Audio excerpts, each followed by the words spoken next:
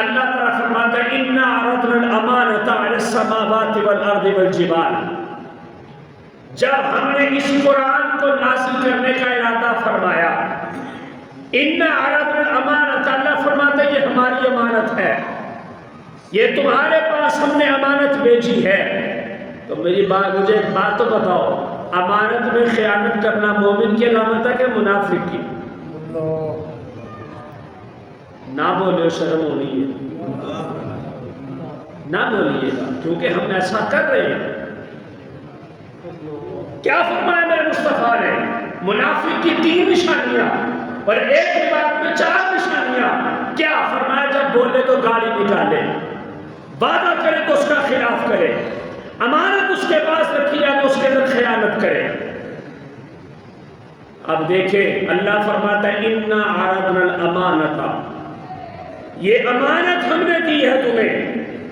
کیا کیا اللہ نے؟ فرمایا اِنَّا عَرَضْنَا الْأَمَانَةَ، جب ہم نے اس کا ارادہ فرمایا عَلَى السَّمَاوَاتِ کہ آسمانوں کے اوپر اس کو اتارے، وَالْأَرْضِ زمین کے اوپر، وَالْجِبَالِ پہاڑوں کے اوپر.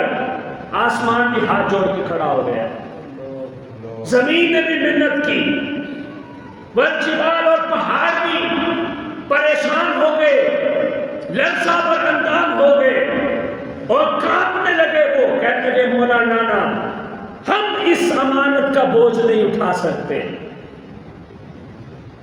ہم اس امانت کا، توجہ کیجئے گا بڑے قابل غور الفاظ ہیں، ہمیں عادت ہے یہاں سے سنا یہاں سے جھاڑ کر نکال دیا.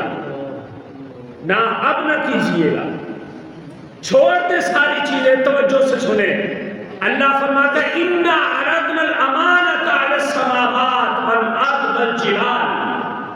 ہم نے ان تینوں کو کہا لے لو اسے. انسان نے کہا مولا یہ تو تیرا جلال ہے، ہم تو ریزہ ریزہ ہو جائیں گے، جل کر بسم ہو جائیں گے. اور اسی چیز کی وضاحت اللہ نے پارہ نمبر 28 سورہ حشر میں کی. اللہ فرماتا لو انزلنا هذا القرآن على جبل لرأيته خاشعا متصدعا من خشية الله. اللہ فرماتے ہیں اگر ہم اس کو اتار دیتے پہاڑوں کے اوپر تو تم دیکھتے یہ پہاڑ سرما بن جاتے. خشیت الہی سے، خوف خدا سے ایک پتھر پہاڑ جو ہے اس کے اندر یہ سکت اور یہ طاقت باقی ہے کہ وہ رب کے خوف سے ریزہ ریزہ ہو جاتا ہے، رب کے خوف سے کانپ جاتا ہے. اے انسان تیرا دل اس پتھر سے بھی آگے نکل گیا کہ تیرے سامنے قرآن کی آیات پڑھی گئی لیکن تو رویا نہیں، تیرے سامنے قرآن کے واقعات کو ذکر کیا گیا لیکن تو ڈرا نہیں، تیری آنکھ سے آنسو تک نہیں نکلا. کتنا پتھر دل ہے انسان کے کلیجے کے اندر. اس کے سامنے ظلم ہوا اور اسی کے سامنے قرآن تھا. قرآن نے کہا تھا ظلم نہ ہونے دو، نہ کرو. اس نے نہ آواز اٹھائی، نہ ہاتھ اٹھایا، نہ کوئی بات کی. اس کے سامنے چوری ہوتی رہی، اس کے سامنے ظلم ہوتا رہا، اس کے سامنے بغاوتیں ہوتی رہی، اس کے سامنے قرآن کی احکامات کے اوپر لوگ اپنی مرضی کرتے رہے اور اپنے نفس کو خوش کرتے رہے، لیکن یہ انسان اس کے سامنے بولا نہیں. اتنا پتھر دیا. اللہ فرماتا ہے کہ ہم نے یہ قرآن آسمانوں کے اوپر، زمینوں کے اوپر، پہاڑوں کے اوپر اتارنے کی کوشش کی. انہوں نے کہا مولا نہیں، ہم اس قابل نہیں ہیں. فَأَبَيْنَ أَن يَحْمِلْنَهَا وَأَشْفَقْنَ مِنْهَا وَحَمَلَهَا الْإِنسَانُ. اللہ فرماتا دیکھو انسان کتنا طاقتور ہے، اس نے قبول کر لی. وَحَمَلَهَا الْإِنسَانُ، اس امانت کو انسان نے اٹھا لیا. اب اٹھانے کے بعد اس نے بغاوت کی، اٹھانے کے بعد یہ رب کے احکام کے خلاف ہوا. اس امانت کو اپنے سینے کے اندر معجزت کرنے کے بعد اس نے اللہ کے احکام سے حکم بدلی کرنا اختیار کی. یہ پیچھے ہٹا.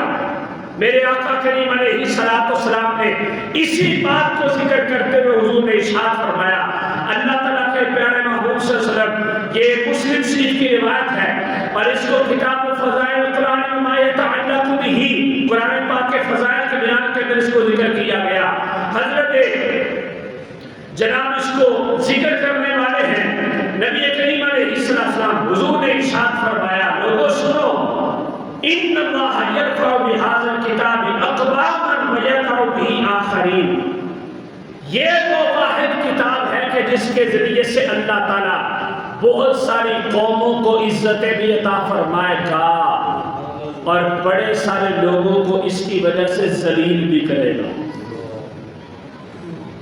اس کی وجہ سے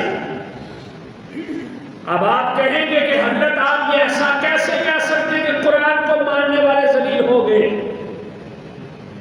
یہ میں نہیں کہہ رہا، اللہ کے نبی کا فرمان ہے، صحیح مسلم دیکھیں خود جا کے، حدیث پاک کا نمبر بتا دیتا ہوں 1897 1897 حدیث پاک کا نمبر، صحیح مسلم۔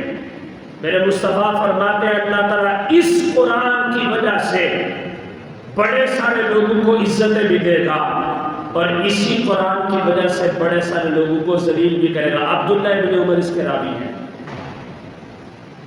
جو لوگ کامیاب ہو گئے وہ تو ہو گئے، جو ذلیل ہو گئے وہ کدھر جائیں گے؟